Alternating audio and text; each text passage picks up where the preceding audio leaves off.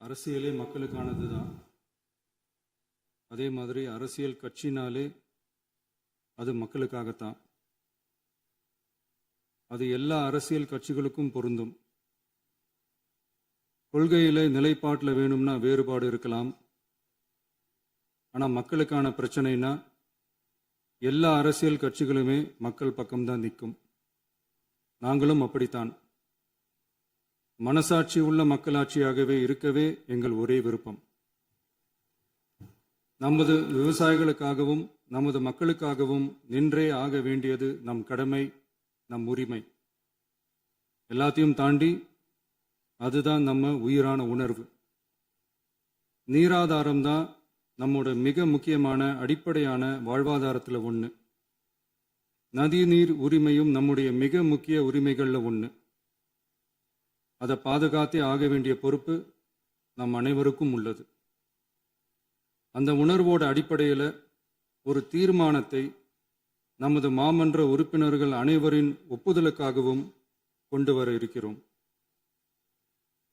கட்சி வேறுபாடுகளை ஒதுக்கி வைத்துவிட்டு யாரும் யாரையும் குறை சொல்லாமல் ஒட்டுமொத்த தமிழ்நாட்டிற்காக நாம் அனைவரும் ஓரணியில் நிற்பவர்கள் என்பதை நிரூபிக்க வேண்டுமாறு அனைத்து சட்டமன்ற கட்சிகளின் அனைத்து உறுப்பினர்களையும் கேட்டுக்கொள்கிறோம்.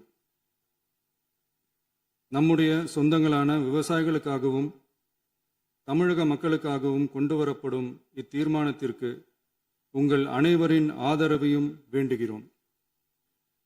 ஒருமித்த கருத்தோடு இதை நீங்கள் அனைவரும் நிறைவேற்றி தர வேண்டும் என அன்போடு கேட்டுக்கொண்டு இந்த தீர்மானத்தை படிக்கிறேன். தீர்மானம்: காவிரி நடுவர் மன்றம்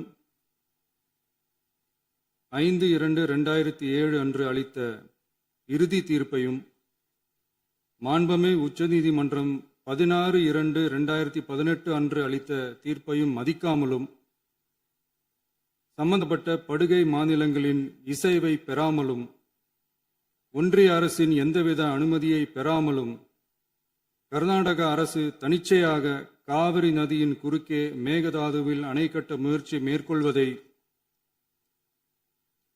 எந்த வகையிலும் ஏற்றுக்கொள்ள முடியாது என்பதால் கர்நாடக அரசின் இச்செயலுக்கு தனது கடும் எதிர்ப்பை இப்பேரவை தெரிவித்துக் கொள்கிறது.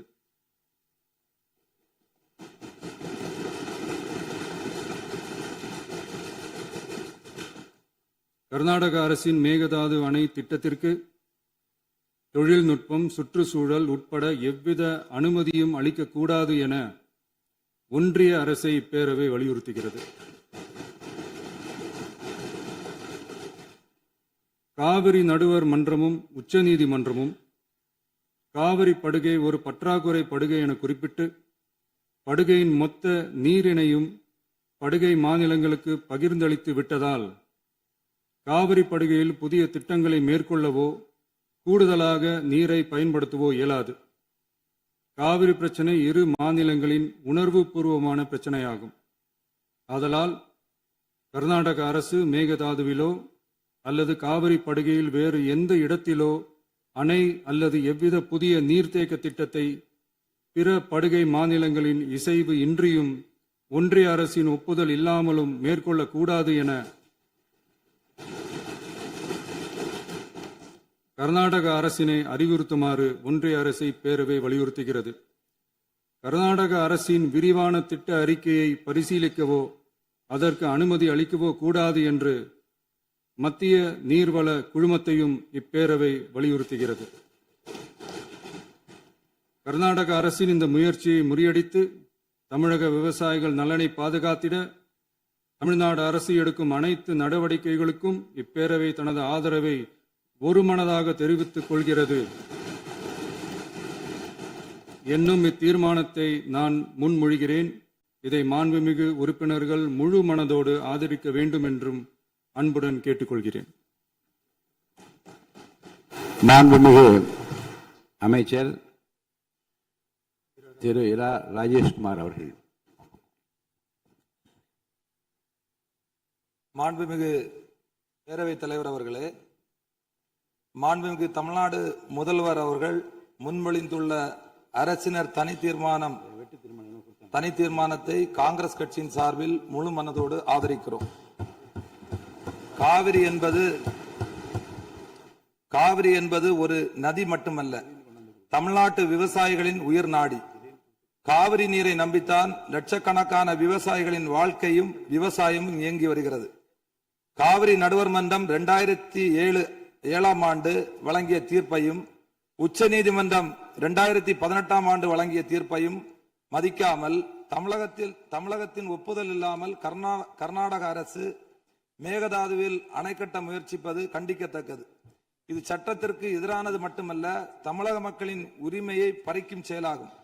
காவிரி நீர் தமிழகத்திற்கு வழங்குவது குறித்து காவிரி நடுவர் மன்ற இறுதி தீர்ப்பு, உச்ச நீதிமன்ற தீர்ப்புகளின்படி தமிழ்நாட்டிற்கு ஆண்டுதோறும் 177.25 டிஎம்சி தண்ணீரை 3 வழிகளில் தமிழகத்திற்கு கர்நாடகா வழங்க வேண்டும்.